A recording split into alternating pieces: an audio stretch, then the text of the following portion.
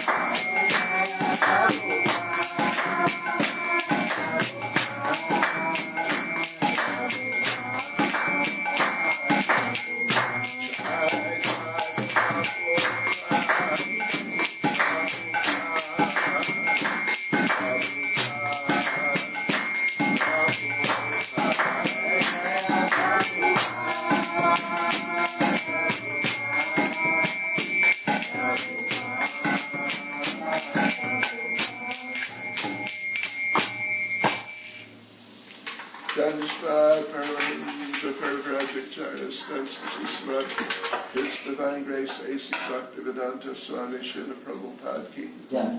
ISKCON's founder Acharya Srila Prabhupada ki. Yeah. Grantharaj Srimad Bhagavatam ki. Yeah. Shri Shri Radha Radhanath ki. Yeah. Shri Giri Govardhan ki. Yeah. Shri Caitanya Mahaprabhu ki. Yeah. Sankirtan Yagya ki. Yeah. Gaur Premanande. Hari Hari Bol. All glories to this Honorable Hare devotees. Krishna. All glories to this Honorable Hare devotees. Krishna. All glories to this Honorable Hare devotees. Krishna. All glories to Sri Guru and Sri Gauranga. Gauranga.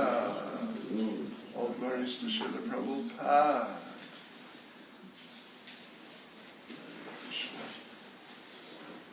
Now, are we trying to do Instagram?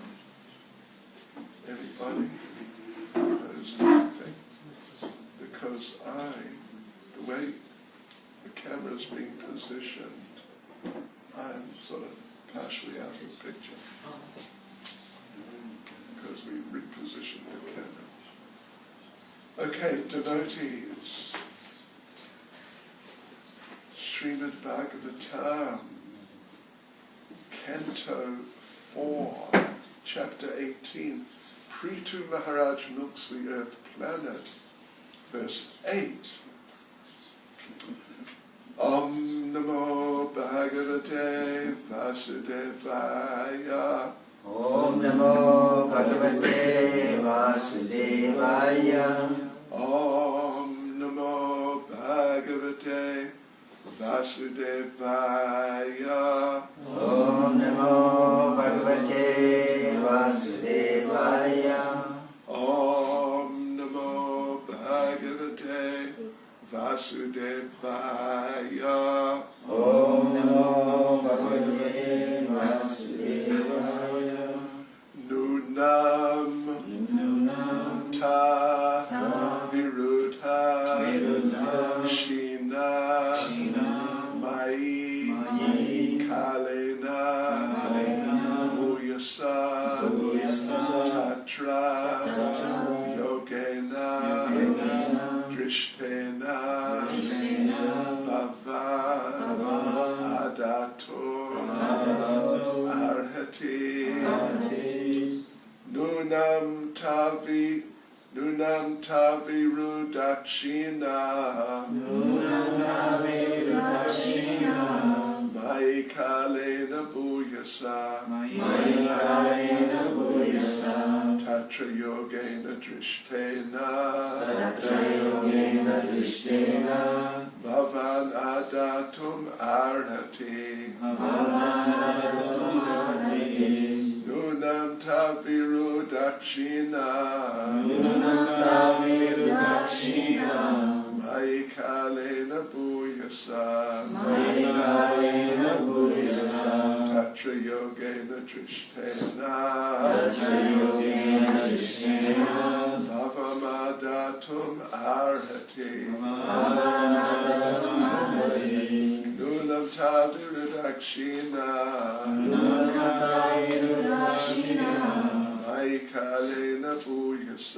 Mai Kalena Bhuyasa Tatra Yogena Drishtena Bhavamadatum Arhati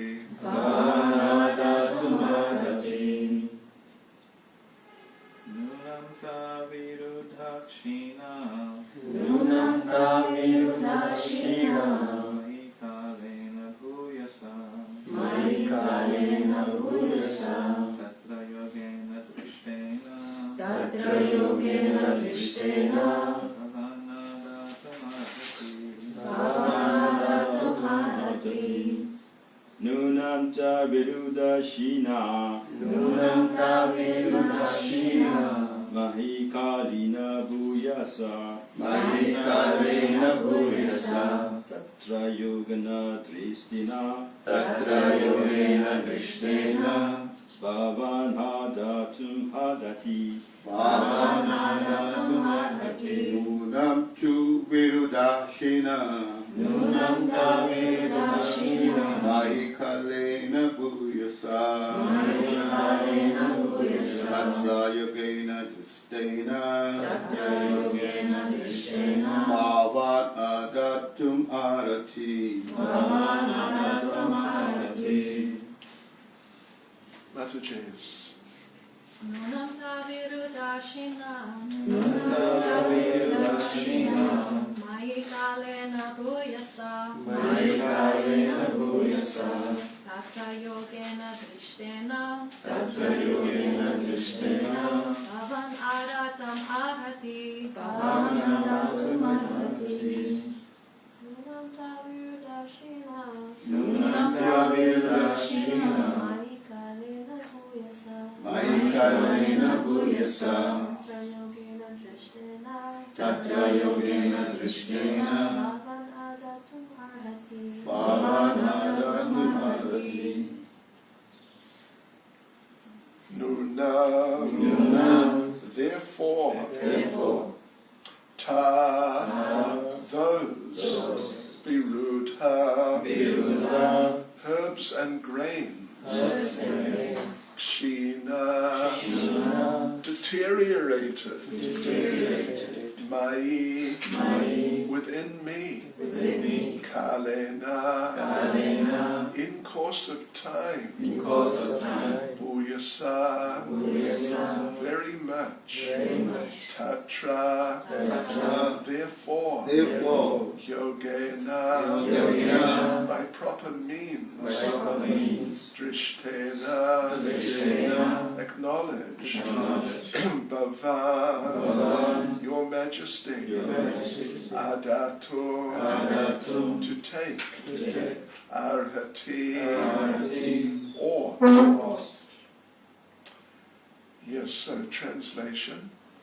Due to being stocked for a very long time, all the grain seeds within me have certainly deteriorated.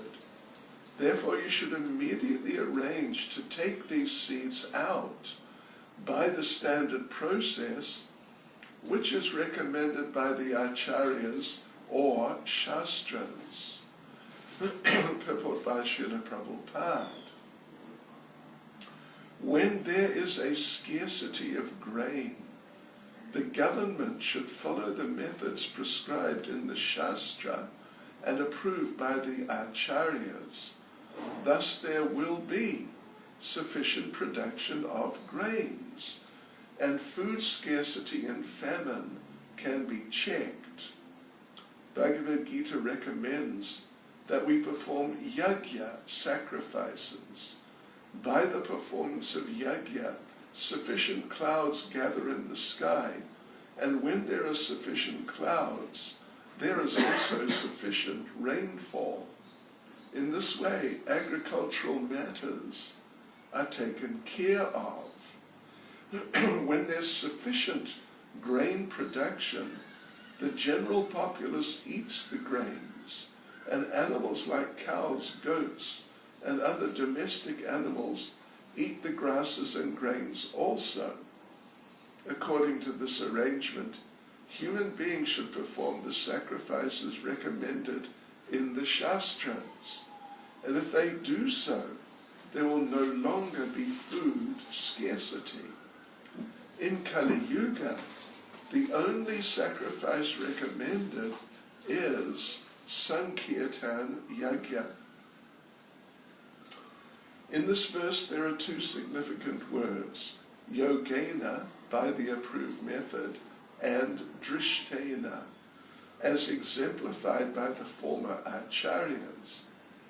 One is mistaken if he thinks that by applying modern machines, such as tractors, grains can be produced. If one goes to the desert and uses a tractor, there is still no possibility of producing grains. We may adopt various means, but it is essential to know that the planet Earth will stop producing grains if sacrifices are not performed. The Earth has already explained that because non-devotees are enjoying the production of food, she has reserved food seeds for the performance of sacrifice. Now, of course, atheists will not believe in the spiritual method of producing grains, but whether they believe or not, the fact remains that we are not independent to produce grain by mechanical means. As far as the approved method is concerned, it is enjoined in the Shastras that intelligent men in this age will take to the Sankirtan movement, and by so doing they shall worship the Supreme Personality of Godhead, Lord Caitanya, whose bodily complexion is golden and who's always accompanied by his confidential devotees to preach this Krishna consciousness movement all over the world.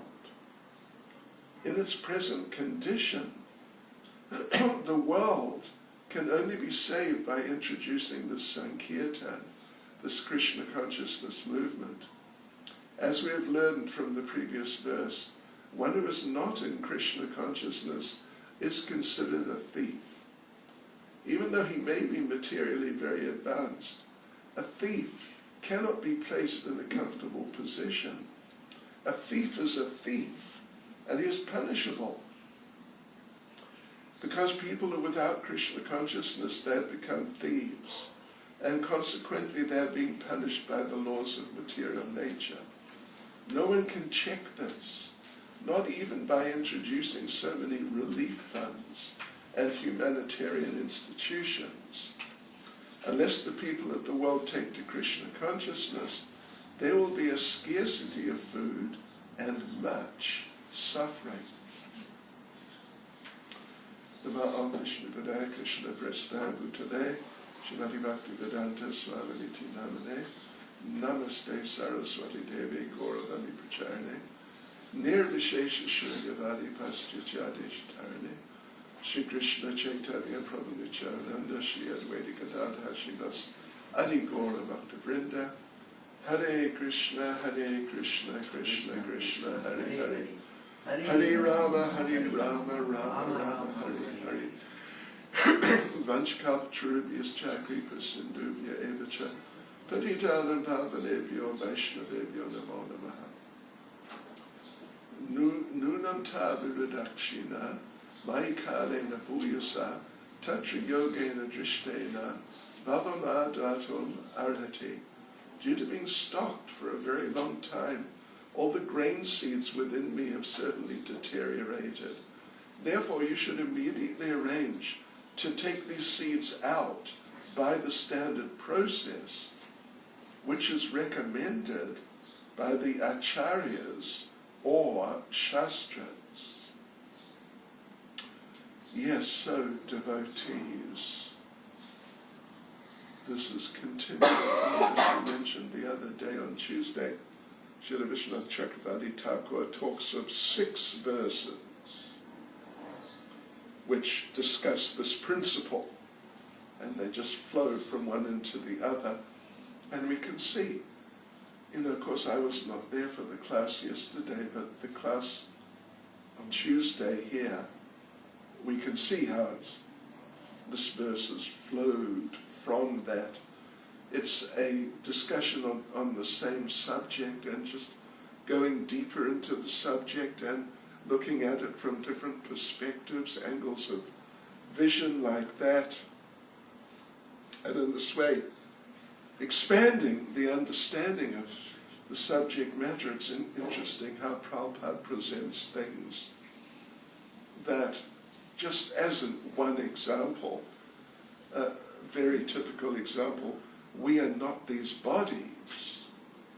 How many times have we heard that? But, and in the Bhagavatam, Prabhupada is just repeatedly, not every verse, but regularly, surely within each chapter, and maybe sometimes on a few occasions in every chapter, Prabhupada is sort of, what would you say, examining this point, how we're not these bodies, exploring this point, and making drawing out different perspectives and understandings and realities which are there on the basis of how we're not these bodies. And it's not exactly, of course, like this, where you've got just one verse after another, just examining the same subject, but it's definitely, he's examining the same subject here and there. And if we were to collect up, which would be a very good idea, to collect up the different statements that he makes on how we're not this body, or how we must chant, how Sankirtan Yajna must be done, how sacrifice must be done, even how governments should function, these types of things, then, it's a whole picture. It's a big picture, so much information about, even just something like, we are not these bodies, which in a sense you can explain quite briefly, and, you will have explained it appropriately, but it can be explained in far more depth, and even many interesting points come out about how we're not these bodies. So here it's about sacrifice, and at least when I was giving class on Tuesday, I mentioned about how that particular verse 6, was talking about sacrifice. Was talking about sacrifice, but Prabhupada in the purport did not at that point mention about which sacrifice exactly, although the point was that sacrifice needs to be done. Everything belongs to the Supreme Personality of Godhead, and everything can be used for his satisfaction. This is the whole plan of material nature, like this. So, all these things, fruits, flowers, etc., were created for use in sacrifice for the Lord. That was verse 6. So anyway, here we are in verse 8, and now Prabhupada does mention the Sankirtan Yajna. We did mention the other day on Tuesday how there are many Vaishnav temples where the devotees, they're devotees who are running the temples, are trying to run them, in sort of bona fide ways, but they generally, or almost always, but in so many examples, so many cases, they're not actually performing Sankirtan Yajna much. And as a result, we see that those temples are struggling. They're struggling to just carry on. And, I've met, I sort of know, but I've met a few people who run these temples, some of these temples. Like the one fellow's name is Dhruva. He's one of the brothers running the Sringava temple, just down from Radha Damodar, a little further down the same road. Maybe some of you have been there. And he, there's other brothers, they each have a month or whatever it is, they do the puja, and then the others are not involved directly. And him, when he's not doing the puja, he is a sort of a clerk of the court in Mathura, the magistrate's court in Mathura, and he works there. that sort of occupation is considered Brahminical. Yeah, like being a lawyer is considered to be Brahminical work. So he does that, and however often it's his turn, he comes back, and now he's pujari. And he takes time off being this clerk of the court type of person.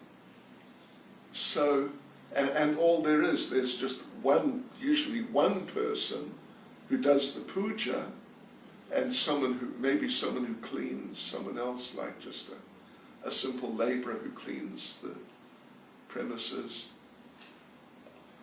And there's no sankirtan going on. Just worship the deity, which generally they do nicely, and then just leave the deity to sit there during the day, and maybe some more puja. Well, every now and then some puja, some offering. We've had Raj Bhoga Mahaprasadam there before. But there's not really any Sankirtan Yajna going on, although they're Vaishnavas, and they're followers of Lord Caitanya. In their case, wall on the left, family tree coming, supposedly, from Lord Caitanya down to them. Anyway, it's interesting. And like we go to Nandagram usually, and I know the one family at least, the sort of main Pujari family, they're same situation, just on a sort of bigger, more intense scale. And we once, years ago, more than 10 years ago, like 15 years ago, or 12, we had Raj Bhoga Mahaprasadam there, and interesting, the chapatis were about this big. Oh yeah, they were the biggest I've ever seen in my life. They were really big and thin and very nice. Anyway, but where's the Sankirtan Yajna? They bring the people in batches in front of the deities, and explain about the deities, which is sort of a bit of Sankirtan-related activity, kind of preaching activity, but real Sankirtan Yajna, going out and glorifying the Lord and spreading and trying to involve other people. It's not really happening. So in those temples where they're not really, they're just not so successful, and some of them are in bad shape actually. Some of them bad shape, and it's all down to a shortage of yajna, insufficient yajna. So Srila Prabhupada in the purport here makes the point that by the performance of yajna, sufficient clouds gather. When there's sufficient clouds, sufficient rainfall. In this way, agriculture goes on, sufficient grain production. The humans eat the grains, animals eat the grains, and we humans also eat the vegetables, and so on. But it's all based on performing sacrifices. The term is, Prabhupada points out the word from the verse, yogena. Yogena, and it may sound like, that the ending ena means by doing, like Krishnena, by Krishna. Krishna did something. So yogena means, we think by performance of yoga, but Prabhupada translates it by the approved method, which, yoga means in this age sacrifice, or in general sacrifice, and drishtena, as exemplified by the former acharyas. So this is what this verse is saying, that the Mother Earth is saying, these grains, she's been withholding them, personally withholding them, deliberately. It's not just that somehow or other they're sitting there and haven't been used because people haven't had access, although of course people haven't had access, but they're not just sitting there. She is withholding them. And because she's withholding them, and they're seeds, they're grains, these things deteriorate over a period of time. So she's saying that you should immediately arrange to take these seeds out by the standard process, which is recommended by the acharyas or shastras. So yes, so that's the point, the particular point here, by the approved method, as exemplified by the former acharyas, that means sacrifice. And in this age, I mean, in every age it means by sacrifice. In this age it means very specifically Sankirtan Yajna, because that's the only sacrifice which is recommended or is going to help in Kali Yuga. Other sacrifices like fire sacrifices, as I think we're all aware, when Prabhupada opened the Krishna Balaram temple, he hired a group of local Brahmins, like real people who they just do sacrifices all the time, and so they have some expertise in chanting the mantras and all the doing everything that's involved in doing those types of sacrifices. But Prabhupada made it very clear. He explains clearly in the Leelamrita that he only did that. He would not have done that if the local residents and the people in general would have taken the temple seriously as a bona fide temple, authorized temple. If our devotees had just done kirtan, sankirtan, during the opening ceremony, if they would have accepted the temple as being bona fide, that's all that would have been done. But because the people are just so conditioned by ritualism, so as a strategy, not as a spiritual or any sort of necessity other than strategy, he had these Brahmins come in and do whatever they did. But while they were doing it, the Sankirtan was going on. And Prabhupada makes the point that this is what really gave the sanctity and everything for the installation of the deities, that the kirtan went on. Otherwise, for the rituals, there was just no need. Actually, no need. Yeah. So, yes, of course, the way our devotees do rituals, because we do rituals, and not just initiations and weddings, but some of our devotees do, whatever, different types of fire yajnas for this and that. What about a yajna or something, a ceremony for a new motor car? How's that? I've been in one or two of them. I used to drive over pumpkins, wasn't it? Or something to do with pumpkins. I was just asked to sit in the car once, just for 5 minutes, just sit there.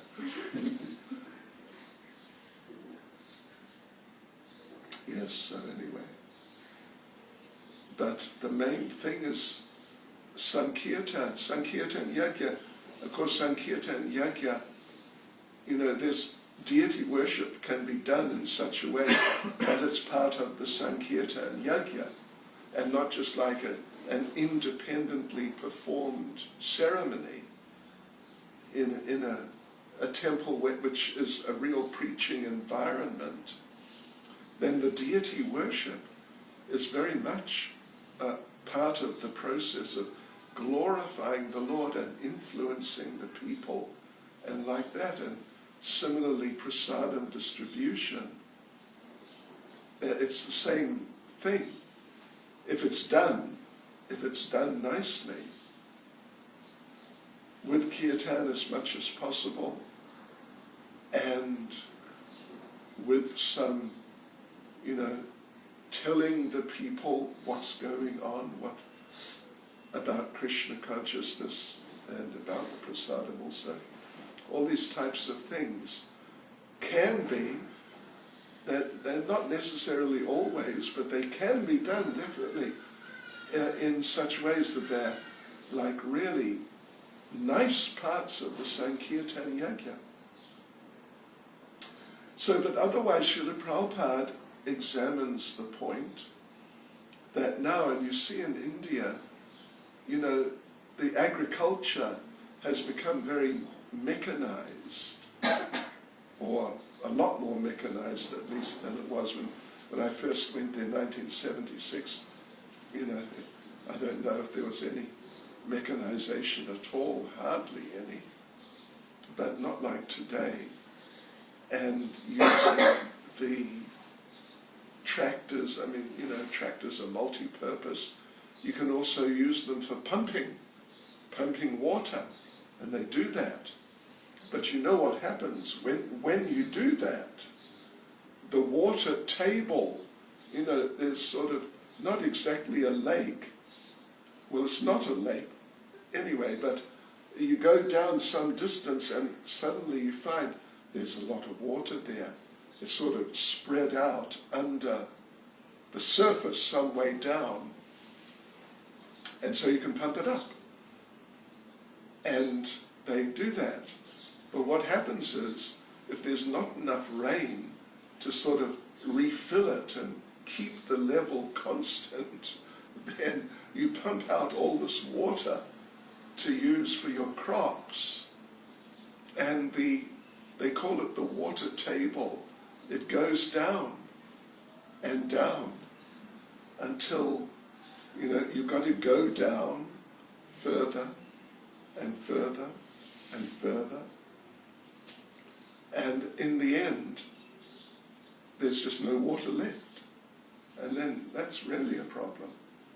So in this way, as Prabhupada's saying, these modern agricultural techniques, they're not the solution.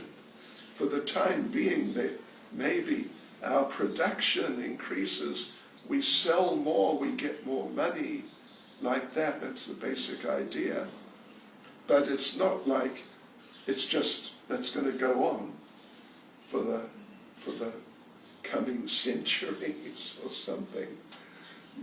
So we have improved agriculture, just like with gold mining. In America, there was the gold rush in what they call the Yukon. Back in, I think it was 1849 it started, the 49ers. And they would just go into a river and find lumps of gold. That's what they were doing. They had like these sieves, and they put the gravel and whatnot through the sieve and then go through the rocks left, and they'd find pieces of gold.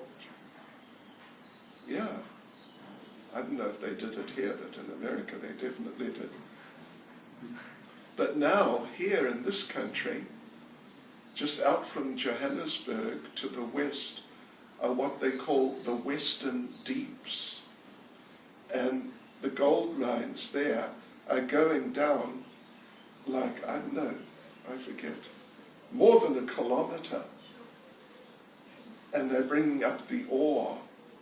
And it's not like pieces of gold, shiny pieces of gold as they were looking for in the rivers in America at that time. But the gold ore looks like coal. It's black. And then it has to be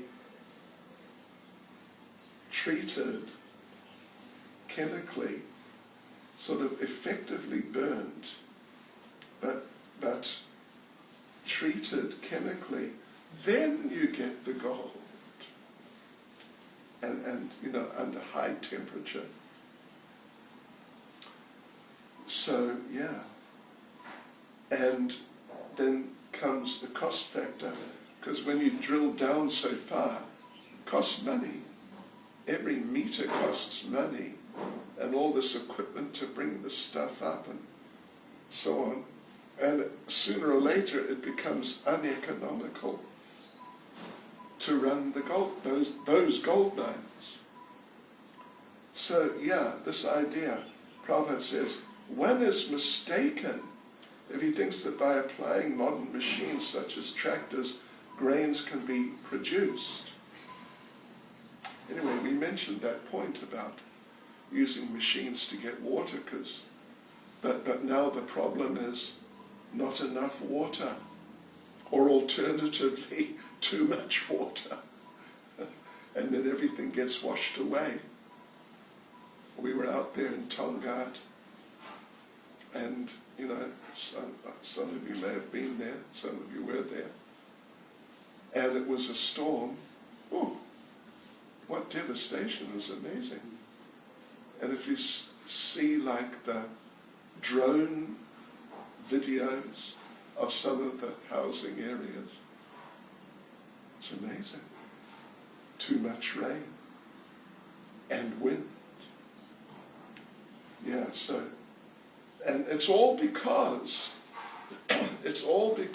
of the lack of sacrifice, shortage of.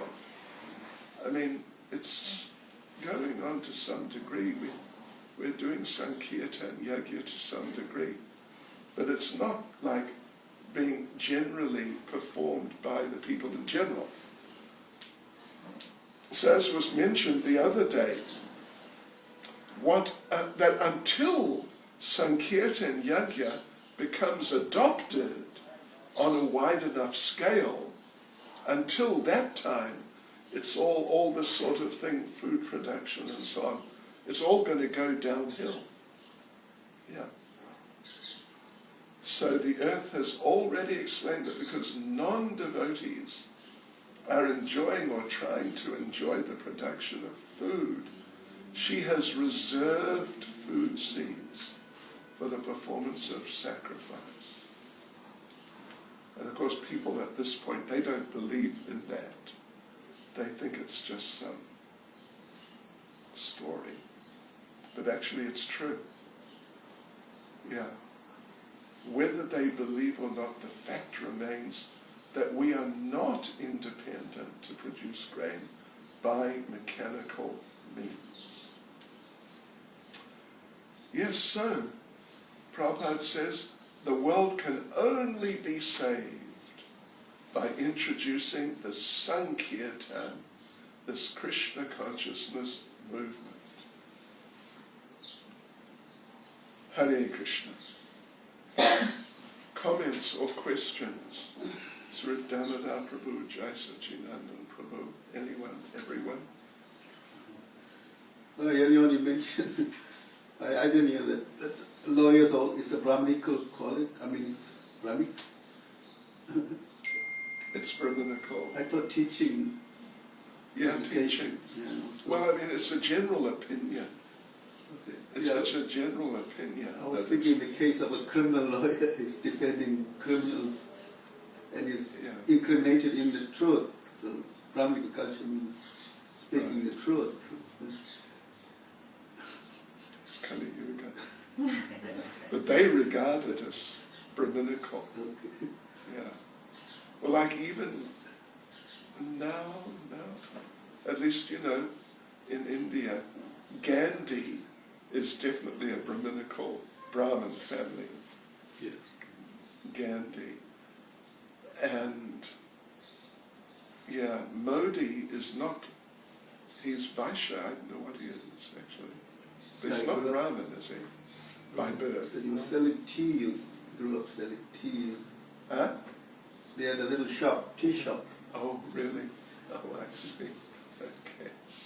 But there was some sort of tradition like that in Indian politics since democracy was established, that Brahmins, a lot of Brahmins would be involved. Although, of course, governing is Kshatriya business, but the Kshatriyas are guided or even directed, actually, by the Brahmins in how to govern.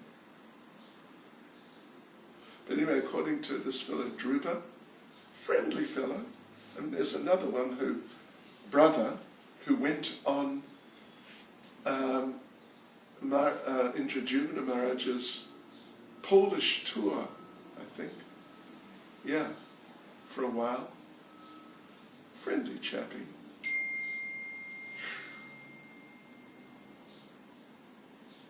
Anyway, yeah. I don't know what he does when he's not on doing the altar service, but Dhruva, you can find him in the Mathura courts somewhere. Shamla was the interpreter, he used to go to the different courts. That's right, yes.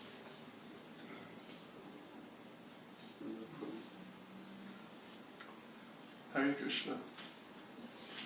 Srila Prabhupada ki jai. Now, devotees, before you run away, we would like to do some prasad distribution to you.